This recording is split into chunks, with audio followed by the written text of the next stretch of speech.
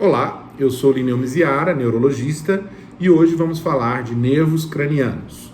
Vamos começar pelo primeiro nervo craniano, que é o olfatório, responsável pela, claro, olfação, pela capacidade de sentir os aromas. Como devemos examinar o primeiro nervo craniano? Primeiramente, vamos testar o primeiro nervo craniano direito. Então, eu vou usar aqui um cheirinho, um aroma dentro desse compartimento e, sem que o paciente veja o conteúdo do mesmo, eu vou colocar esse compartimento na narina direita. Fecho os olhos, vou, evidentemente, tampar a narina esquerda e ele vai me dizer que cheiro é esse. Vitor, que cheiro é esse? Canela. E eu devo repetir o procedimento com outro cheiro, da mesma forma, do lado esquerdo, mas, atenção, com outro cheiro. Nós geralmente usamos café. Por que outro cheiro? Porque imaginemos que eu usasse canela dos dois lados e ele tivesse algum problema que dificultasse sentir o aroma do lado esquerdo, uma hiposmia à esquerda. E ele sentisse canela à direita. Ele poderia ficar já predisposto a dizer a mesma coisa do lado esquerdo. Por isso nós usamos dois cheiros, café e canela. O primeiro nervo craniano, o nervo olfatório, não decussa.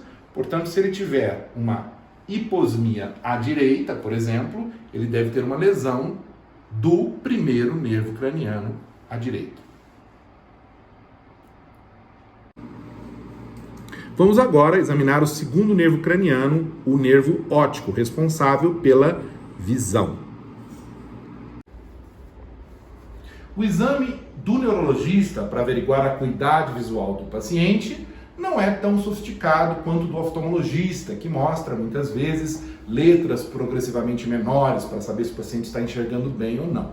O neurologista mostra dedos na mão e pergunta ao paciente quantos dedos ele está mostrando. Então vamos fazer aqui o exame com a Márcia.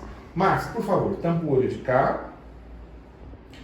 Quantos dedos estou mostrando? 2, 5, 1, 3, 5, 1, 0. Vamos agora tampar o outro olho, por favor. Quantos dedos? 1, 5, 2, 5, 3, 1, 5, 1. Vamos agora testar os campos visuais da paciente. Para isso, eu vou mostrar os dedos das minhas mãos e vou movimentá-los alternadamente para saber como é que estão os campos visuais temporais, ou seja, esses campos aqui, do lado das têmporas, e nasais, do lado do nariz da Márcia. Eu devo deixar as minhas mãos equidistantes da paciente e de mim. Os meus olhos devem estar mais ou menos na mesma altura que os olhos da paciente. E devo, claro, sempre instruir a paciente sobre o que eu vou fazer. Ainda mais, esse exame não é um exame tão realizado, tão frequente nos consultórios. Ele precisa de bastante explicação. Então, Márcia, você vai olhar nos meus olhos, sem olhar para as minhas mãos, tá bem? Você vai dizer qual que está mexendo, se é o dedo de cima ou de baixo. De cima, de cima, de cima e de baixo. De baixo, de baixo, de cima. E assim eu estou testando os campos temporais da paciente. Observem que eu pergunto para ela qual que está mexendo, de cima ou de baixo, e não o direito ou o esquerdo, porque, claro, o direito meu ou o direito dela, isso pode gerar confusão. Eu devo perguntar qual que está mexendo. Agora, vamos ver como estão os campos nasais da paciente. Olhando nos meus olhos, Márcia, sem olhar para os meus dedos, qual que está mexendo? De cima, os dois. De baixo, os dois. De baixo, de baixo. Mais uma vez, o exame do campo visual realizado pelo neurologista não é tão acurado quanto aquele feito pelo oftalmologista, mas dá uma noção se existe alguma lesão que esteja alterando os campos visuais. Se o paciente, por exemplo, perder o campo temporal de cá, a minha esquerda, o temporal esquerdo, e o campo nasal do outro lado, o nasal direito, A essa perda de temporal de um lado, nasal do outro, nós chamamos de hemianopsia, porque foi perdida metade do campo de um lado e metade do campo do outro. E nós usamos o temporal para dar nome a essa hemianopsia. Então, nesse caso, se a hemianopsia é temporal esquerda, nós chamamos essa hemianopsia de hemianopsia temporal esquerda. E fica implícito que ela é também nasal à direita. Ninguém fala nasal à direita porque já está subentendido que ela é uma hemianopsia temporal esquerda e nasal direita. Então, nós usamos só o termo hemianopsia temporal esquerda. Quando a hemianopsia acomete ambos os campos temporais, dando uma visão em túnel e em funil, essa hemianopsia é chamada de hemianopsia bitemporal.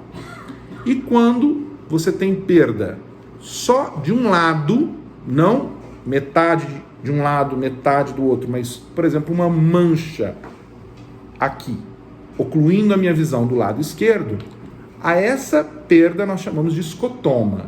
Isso já não é mais uma hemianopsia.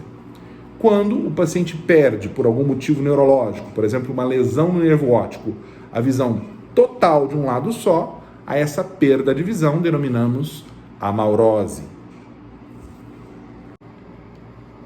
Para que nós compreendamos as alterações encontradas, como hemianopsia, escotomas, etc., na visão, nós devemos entender como são as vias ópticas, como é a anatomia das vias ópticas. Então, nós temos aqui esquematicamente um paciente visto por cima, os retângulos representam os olhos do paciente vistos por cima, então aqui o olho direito, o olho esquerdo.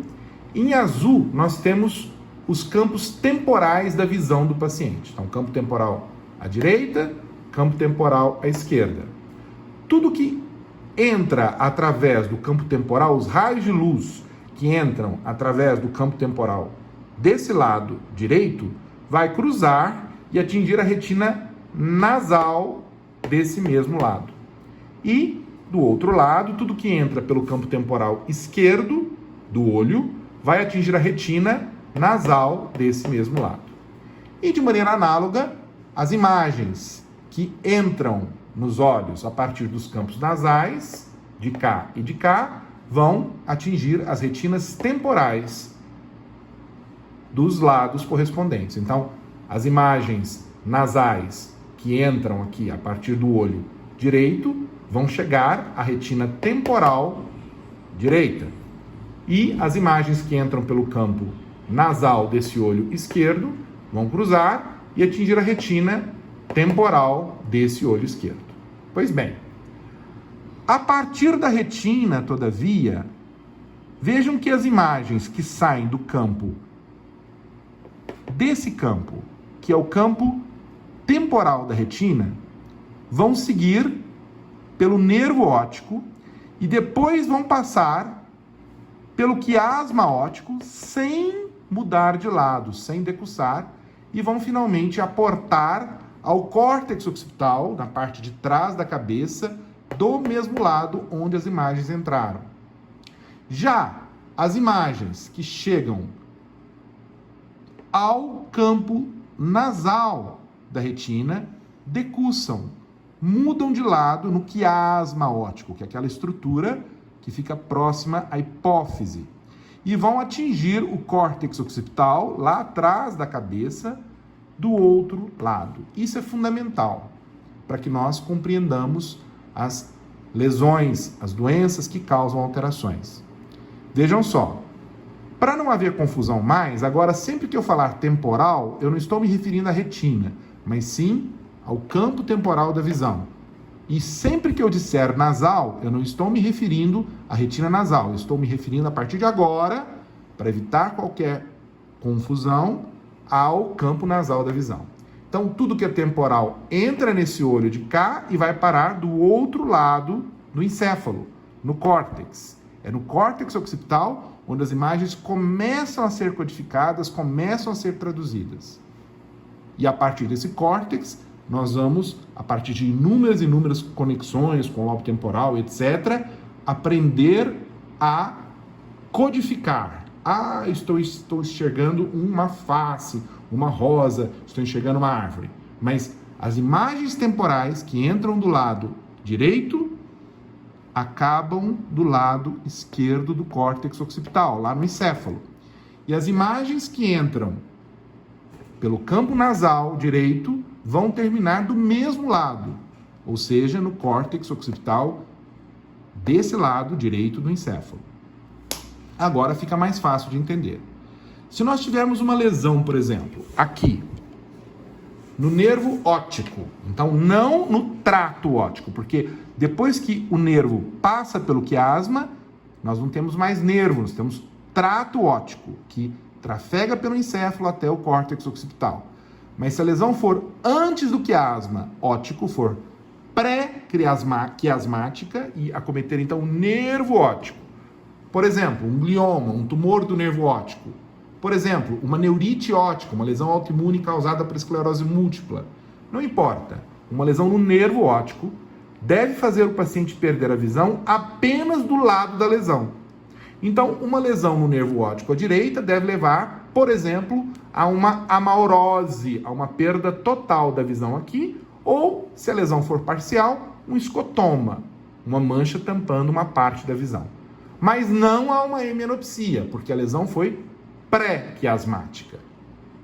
Se, porém, a lesão for retroquiasmática, no trato óptico, por exemplo, causada por um acidente vascular encefálico isquêmico ou por um tumor cerebral, não importa, a lesão é no trato óptico, vamos imaginar, desse lado, à direita. O paciente vai perder quais campos da visão? O campo nasal direito e o campo temporal esquerdo.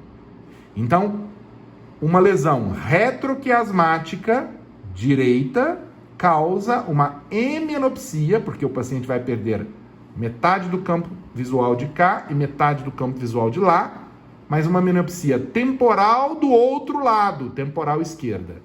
E quando nós dissemos que a lesão causa uma hemianopsia temporal esquerda, fica implícito que ela é nasal direita. E finalmente, se nós tivermos uma lesão aqui, em cima do quiasma, no quiasma óptico, fica fácil de entender. O que vai ser perdido na visão são os campos temporais da mesma.